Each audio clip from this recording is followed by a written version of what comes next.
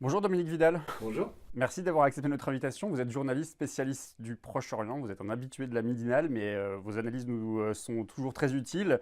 Vous avez publié justement l'année dernière Antisionisme égale antisémitisme, réponse à Emmanuel Macron aux éditions Libertaria. Le livre a plutôt bien fonctionné, il a bien marché, il a beaucoup plu et il a été très intéressant, enfin les gens l'ont beaucoup aimé. Et donc du coup il va être republié avec une nouvelle préface. Je voulais qu'on vous revoie parce que la semaine dernière, on a vécu un moment assez fort à suite à une agression antisémite et donc il y a eu un déchaînement médiatique, un déchaînement politique et aujourd'hui, on n'en parle plus. Pourquoi, à votre avis? C'est la mauvaise habitude des médias de tourner les pages de l'actualité, mais sans les avoir approfondies. Donc on reste sur sa faim et du coup on a du mal à y comprendre quelque chose. Et en l'occurrence, c'est une séquence très complexe. Bon, on part, comme vous le savez, du 16 juillet 2017, la petite phrase de Macron en face de Netanyahou qui l'a invité et qui dit nous ne céderons jamais à l'antisionisme car c'est la forme réinventée de l'antisémitisme. Je veux observer que jamais le président de la République n'a répété cet amalgame entre antisionisme et antisémitisme, jusqu'au 20 février 2019. Oui, il a renouvelé. Sauf que lui ne l'a pas répété, mais le CRIF, le Conseil représentatif des institutions juives de France, lui, s'est engouffré dans la brèche ouverte par Macron en 2017 pour exiger une loi pour interdire l'antisionisme. Alors le premier aspect de la séquence, c'est qu'il n'y a pas de loi. Et je considère que c'est une grande victoire pour tous ceux qui tiennent à la liberté d'expression, à la liberté d'opinion en France. Parce que mettre le doigt là-dedans, c'était mettre le doigt dans le délit d'opinion. Après tout, si les sionistes ont le droit de faire interdire l'antisionisme, les communistes ont le droit de faire interdire C'est ce que vous dites dans la Tribune du Monde. voilà, les gaullistes peuvent faire interdire l'antigaullisme, on rentre dans le totalitarisme. Mais on est sûr de ça, il n'y aura pas de loi. On a vu des députés de la majorité. Clairement, le président de la République a dit en toutes lettres il n'y aura pas de loi, et le préfet qui est en charge de la DILCRA, l'organisme qui lutte contre toutes les formes de racisme et de discrimination, a confirmé il n'y aura pas de loi, il n'y aura pas de modification du code pénal. Mais vous dites quand même, et vous rappelez qu'effectivement le discours du président de la République au CRIF notamment dit qu'il reprendra la définition de l'IRA. Et cette définition de l'IRA, c'est quand même l'antisionisme est une des formes modernes de l'antisémitisme. Absolument pas. Je l'ai sous les yeux, je vais vous la lire, elle est très courte. La définition, c'est l'antisémitisme est une certaine perception des juifs qui peut se manifester par une haine à leur égard. Ça vaudrait le prix Nobel, ça, quand même. Les manifestations rhétoriques et physiques de l'antisémitisme visent des individus juifs ou non, et ou leurs biens, des institutions communautaires et des lieux de culte. Point barre. Donc ça vous va? C'est pas que ça me va, c'est qu'il n'y a pas le mot antisionisme là-dedans. Donc il y a vraiment une espèce de mystère dans la raison pour laquelle le président de la République commence sa phrase par il faut continuer à combattre l'antisionisme et continue en disant il faut appliquer, la France appliquera la définition. Mais la définition n'a rien à voir, comme vous l'avez entendu, avec l'antisionisme. Alors en revanche, il y a effectivement des exemples qui sont accumulés après cette définition. Des exemples dont on nous dit qu'ils n'ont aucune valeur légale. Donc, au principe, on ne devrait même pas en parler. Mais apparemment, on en parle. Et dans ces exemples, il y en a un qui dit deux choses, l'une et son contraire. Premièrement, ça peut être antisémite de cibler l'État d'Israël comme entité juive, mais ça n'est pas antisémite de critiquer la politique d'Israël comme un autre pays. Alors le mystère, c'est qu'est-ce que veut dire comme un autre pays. Donc moi, je me suis demandé s'il faudrait dans l'avenir que je reproche au Liechtenstein d'occuper, de coloniser un territoire pour pouvoir faire le même reproche à Israël. C'est évidemment absurde. On va revenir sur la question de l'antisionisme, mais d'abord je voudrais qu'on fasse un point sur le constat. Selon le ministre de l'Intérieur, Christophe Castaner, les actes antisémites ont connu une hausse de 74% en 2018 et vous expliquez, je le résume parce que vous en donnez beaucoup plus, mais je le résume comme ça, vous expliquez que l'antisémitisme représente une idéologie marginale et qu'il ne cesse de reculer depuis la fin de la guerre, que la France n'est pas un pays antisémite ni d'ailleurs raciste. Qu'est-ce qu'on doit croire? Je crois qu'il faut prendre tous les thermomètres au lieu de n'en prendre qu'un. Alors Castaner prend un thermomètre important, qui est celui des violences anti-juives, ou anti-arabes d'ailleurs, ou anti-islamophobes, et il nous dit 74%, sous réserve d'inventaire, je n'ai pas de raison de ne pas le croire, mais ce qu'il ne dit pas, et c'est un gros problème, c'est qu'en 2014, 2015, 2016, 2017, il y a eu un recul très net des violences antisémites. Donc mathématiquement, quand il y a une résurgence comme on l'a eu en 2018, indiscutablement, elle est mathématiquement très forte. Mais les chiffres sont là. Castaner nous dit, en 2018, il y a eu 541 actions anti-juives. En 2014, il y en avait eu 851. Donc ça veut dire qu'on est, malgré la résurgence de 2018, toujours sur cette pente de recul de ce qui avait été une explosion d'actes antisémites en 2002, vous savez, au moment de la seconde intifada. Ça, c'est pour un thermomètre. Mais on ne peut pas en prendre qu'un, parce que les violences de petits groupes ultras, comme ceux qu'on voit à l'œuvre contre les juifs en France, ça ne suffit pas à déconsidérer l'opinion française. Or là, on a un chiffre, à mon avis, absolument clair. En 1946, excusez-moi de vous renvoyer très loin, on avait demandé, c'était l'IFOP déjà, aux Français, est-ce que pour vous, les Juifs sont des Français comme les autres? Et un tiers avait dit oui. Ça veut dire que les 2 tiers avaient dit non.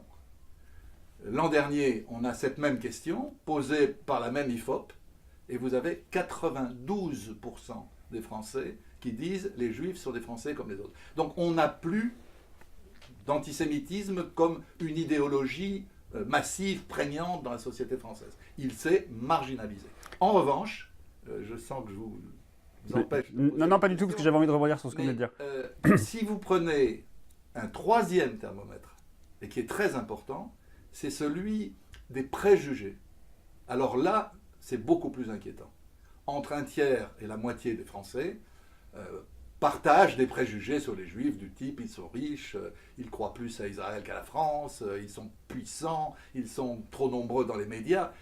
Alors est-ce qu'on peut qualifier des préjugés de racisme? Est-ce que vous diriez pour la France qu'il y a un racisme anti-corse, un racisme anti-auvergnat, un racisme anti-breton? Non, non, moi je ne le crois pas.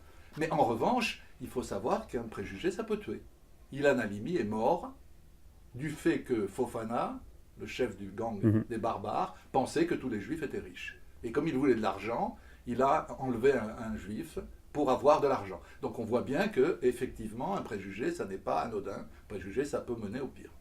Vous avez parlé de petits groupes ultra, justement. De quel antisémitisme parlons-nous? Est-ce qu'il faut y voir la résurgence de groupuscules antisémites de l'extrême droite, ou est-ce qu'il faut y voir une lecture plus géopolitique, s'agissant notamment de la situation au Moyen-Orient? Les deux, mon général. Indiscutablement, l'extrême droite est présente. Écoutez, quand quelqu'un tag Juden sur une boutique de bagel, je ne crois pas que ce soit un jeune issu de l'immigration nord-africaine. Quand on voit le visage de Simone Veil juste à côté ici, place on est dans le Italie, 13e. Tagué avec une croix gammée, moi-même je suis passé devant, je n'avais pas réalisé que c'était Simone Veil. J'ai compris au fur et à mesure, j'y passe souvent. Un jeune beurre ne va pas taguer une croix gammée sur le visage de Simone Veil qu'il ne va pas reconnaître. Donc il y a là des signes très clairs. L'agression contre Finkielkraut, si vous avez regardé attentivement la vidéo, elle est très intéressante parce qu'on voit un mélange. On voit 2-3 jeunes avec un kéfier autour du cou, c'est clair, on ne peut pas le nier, mais on voit aussi de bons beaufs qui n'ont rien de nord-africain. Donc je veux dire, je pense qu'il y a dans la France d'aujourd'hui de l'antisémitisme, marginal idéologiquement, non pas marginal du point de vue de l'activité de ces groupes, qui peuvent être des groupes d'extrême droite, traditionnels. Enfin, ce qui est dit à Finkielkraut est insupportable, mais je veux dire, c'est quand même du classique de l'extrême droite. C'est rentre à Tel Aviv, sale race, la France est à nous. Enfin, on voit bien que l'inspiration djihadiste n'est pas là, quoi. On est plutôt dans une inspiration d'extrême droite. Ce qui a été dit et ce qui a été fait à l'égard d'Alain Finkielkraut est évidemment condamnable et injustifiable. Bien sûr, bien sûr. Beaucoup ont aussi accusé la jeunesse des quartiers populaires. Pour ajouter à la stigmatisation, ils ont vu la traduction de l'islamisme dans cette agression. Il faut me démontrer qu'il y a de l'islamisme, qu'il y ait eu une personne qui a été, si j'ai bien compris, arrêtée, et qui est à voir avec les groupes salafistes. Bon, j'en prends acte, mais globalement, il suffit encore une fois de voir la vidéo pour reconnaître une grande majorité de bons beaufs d'extrême droite, comme on les connaît en France depuis que je suis gamin. Ce n'est pas des choses nouvelles. Alors... Laissez-moi vous dire une chose qui m'a quand même beaucoup frappé dans tout ce débat. Parce qu'au fond, il y a un non-dit. C'est que quand on veut faire interdire l'antisionisme, même si on n'y parvient pas, on veut quoi? On veut faire taire ceux qui critiquent la politique de l'État d'Israël. Or, dans tout ce débat, pendant 15 jours, il n'y a pas eu un mot sur la loi État-nation du peuple juif, qui est une loi d'apartheid, qui a été votée par la Knesset, l'Assemblée israélienne, le 19 juillet dernier. Pas eu un mot sur les lois d'annexion, qui visent à permettre l'extension de la souveraineté israélienne sur la Cisjordanie. Pas un mot sur les lois liberticides, une quinzaine de lois qui ont été votées depuis une dizaine d'années à la Knesset. Pas un mot sur le flirt de Netanyahou avec tout ce que l'Europe compte de populistes et d'antisémites, d'Orban à Kaczynski, en passant par Kurz et Salvini. Je veux dire, tout cela est passé à la trappe. On discutait, je ne sais pas de quoi on discutait en fin de compte. La seule chose qui est positive, je le répète, je veux dire qu'elle est positive, c'est que le président de la République, je ne sais pas ce qu'il voulait vraiment, c'est à lui qu'il faut le demander, mais l'affaire n'a pas été conclue. D'abord, de toute évidence, les juristes étaient tous contre, en disant on réintroduit le délit d'opinion. D'ailleurs, le Conseil constitutionnel n'aurait jamais laissé passer une chose pareille. Deuxièmement, des proches de Macron ont dit clairement qu'ils étaient contre, Ferrand, président de l'Assemblée nationale, Blanquer, Belloubet, donc c'était quand même important. Et puis, on a oublié un détail, c'est que l'an dernier, dans le fameux sondage de l'IFOP, qui a fait tellement de bruit à l'époque, 69% des Français disaient avoir une mauvaise image du sionisme. Je ne sais pas ce qu'ils mettaient là derrière, mais bon, c'est quand même des arguments de poids pour que le président de la République ait renoncé, si c'était son projet, à cette loi pour la remplacer par une espèce de définition qui n'a aucun effet du point de vue ni du débat, ni a fortiori des procédures judiciaires en France. Ça n'est qu'un instrument de propagande, mais ce n'est pas le premier, ce n'est pas le dernier. Comme vous savez, nos amis sionistes nous disent toujours que les lois interdisent le boycott en France. Ben, j'ai toujours pas le texte de cette loi, il n'existe pas. Mais on nous le dit quand même. Ben, l'IHRA, ça va être la même chose. On va nous dire, l'IHRA interdit l'antisionisme. Comme vous avez vu, le mot antisionisme ne figure ni dans la définition, ni dans les exemples. Mais ce sera quand même utilisé. Et encore une fois, le préfet, le responsable de la DILCRA, est clair sur ce point. On est simplement, dit-il, dans l'interdiction du camouflage antisioniste des paroles antisémites. Moi, je suis pour qu'on poursuive, ce n'est pas un problème. Mais on n'a pas besoin ni de nouvelles lois, ni de nouvelles définitions. La preuve, c'est qu'Alain Soral a pris 1 an de prison ferme. J'ai une dernière question, Dominique Vidal. Dans une note de votre blog Mediapart, vous dites que hiérarchiser les racismes, c'est tomber dans le racisme. Ça veut dire qu'on ne peut pas dénoncer isolément l'antisémitisme, il faut dénoncer toutes les formes de racisme? Non, non. On peut évidemment, selon l'actualité, dénoncer telle ou telle forme d'apparition du racisme, que ce soit l'antisémitisme, l'islamophobie, le racisme anti-noir. Le racisme anti-rome, d'ailleurs, je fais remarquer, on n'en parle jamais. Comme s'il n'existait pas. Or, c'est le racisme le plus consensuel en France. Ça mériterait un jour d'en parler, y compris dans la on va s'y pencher. Des représentants des communautés roms. Non, ce que je veux dire, c'est qu'il ne faut pas avoir une espèce d'obsession qui fait qu'on ne parle que d'un racisme et pas des autres. Parce que sinon, vous créez quelque chose qui est très profondément malsain. Rappelez-vous ce qui s'est passé après les attentats de Charlie.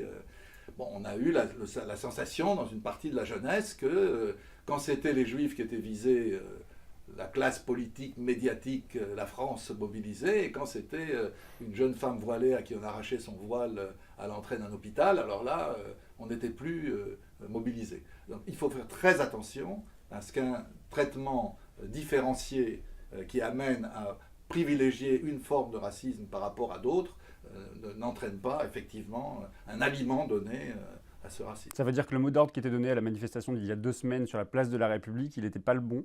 Ah non, certainement pas. Moi, je suis pour essayer de faire en sorte que tout le monde travaille ensemble contre tous les racismes. Et c'est vrai pas seulement dans les manifestations contre le racisme, c'est vrai aussi dans le travail de mémoire. C'est très important que toutes les victimes de tous les génocides de l'histoire se retrouvent dans une même réflexion et une même analyse et une même mobilisation à partir des leçons de leur propre tragédie. Sinon, où va-t-on? Où va-t-on? On commence à distinguer les Français les uns des autres, non plus seulement sur une base raciste, mais même sur une base antiraciste. C'est absurde.